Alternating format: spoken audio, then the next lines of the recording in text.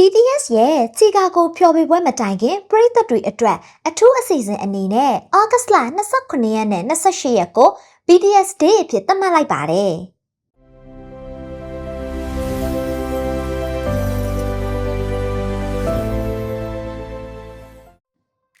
Illinois ပြည်နယ်က BTS ရဲ့ချီကာဂိုဖျော်ဖြေပွဲတွေကိုကြိုဆိုတဲ့အနေနဲ့ဩဂတ်စ်လ29ရက်နဲ့28ရက်ကိုIllinois ပြည်နယ် BTS နေ့အဖြစ်တရားဝင်သတ်မှတ်လိုက်ပါတယ်။ Illinois ပြည်နယ်အုပ်ချုပ်ရေးမှူး JB Pritzker က BTS ရဲ့အာရီရန်ကဘာလက်ဖျော်ဖြေပွဲအစီအစဉ်အရ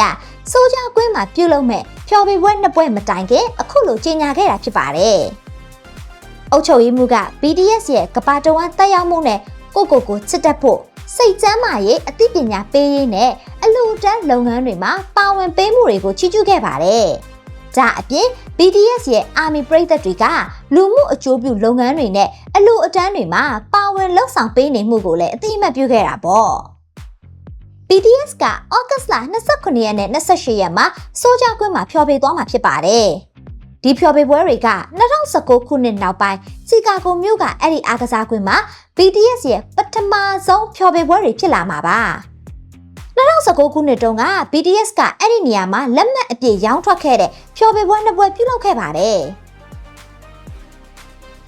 ချီကာဂိုမြို့ကလည်း BTS နဲ့သူတို့ရဲ့ပရိသတ်တွေအတွက်အထူးအစီအစဉ်တွေပြင်ဆင်ထားပါတယ်။ဖျော်ဖြေပွဲကျင်းပမယ့်ရက်တွေမှာ Willis Tower ကိုခရိုင်အောင်မီးထွန်းပေးသွားမှာဖြစ်ပြီးမြို့တဝန်းမှာလည်းပရိသတ်တွေအတွက်အစီအစဉ်တွေပြုလုပ်သွားမှာဖြစ်ပါတယ်။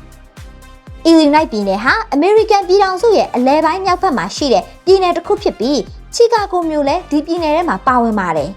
။ဒီခရီးစဉ်အတွင်း BTS ကိုအထူးကြိုဆိုပေးတဲ့မြောက်အမေရိကဒေသကနေရာတွေထဲမှာ Illinois ပြည်နယ်လည်းပါဝင်လာပြီးချီကာဂိုခရီးစဉ်ကို BTS နဲ့သူတို့ရဲ့ပရိသတ်တွေအတွက်ထူးခြားတဲ့အခမ်းအနားတစ်ခုဖြစ်စေပါတယ်။